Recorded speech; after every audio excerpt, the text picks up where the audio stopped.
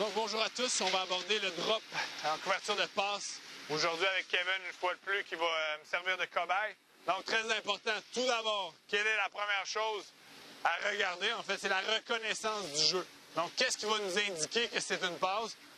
Comme je vous en ai parlé dans les vidéos précédentes, notre lecture, c'est la lecture du triangle. Donc les deux joueurs de ligne offensive, les deux gardes, le centre et le backfield, le porteur de ballon. Donc, à partir du moment où on voit, en anglais on dit hi-hat, à partir du moment où on voit les joueurs de ligne offensive se faire grand et reculer, donc c'est le moment où on réalise que c'est une passe. Donc, à partir de ce moment-là, s'il y a eu read step, mais on se redirige pour dropper en couverture. S'il n'y en a pas eu comme moi je le préfère et comme je me le fais enseigner, donc on va regarder avec Kevin la base au niveau du drop de passe. Donc, bonne position, genoux fléchis, les mains relax, les yeux sur les joueurs de ligne. Donc, on va avoir les yeux au bon endroit, bien entendu. À partir du moment où on réalise que c'est une passe, donc, on veut que Kevin prenne un pas vers l'extérieur à 45 degrés. Bien entendu, si on parle d'une couverture 3, bien relax, bien basic, on n'ira pas dans les couvertures de match où on va essayer de rester assez simple pour la technique pour l'instant. Donc, pied à largeur des épaules, bonne position, les yeux, les joueurs de ligne offensive. Le premier pas, très important. Donc, le premier pas est grand, est à 45 degrés. Et à partir de là, on peut tourner la tête, on peut tourner les épaules vers la direction où on veut aller. Donc, très important qu'on n'ait pas les yeux sur le corps arrière, mais bel et bien qu'on ait les yeux sur la zone qu'on est supposé couvrir. Donc, nous, comment on se le fait enseigner? Ce qui est important, c'est d'aller le plus rapidement possible au fond de sa zone.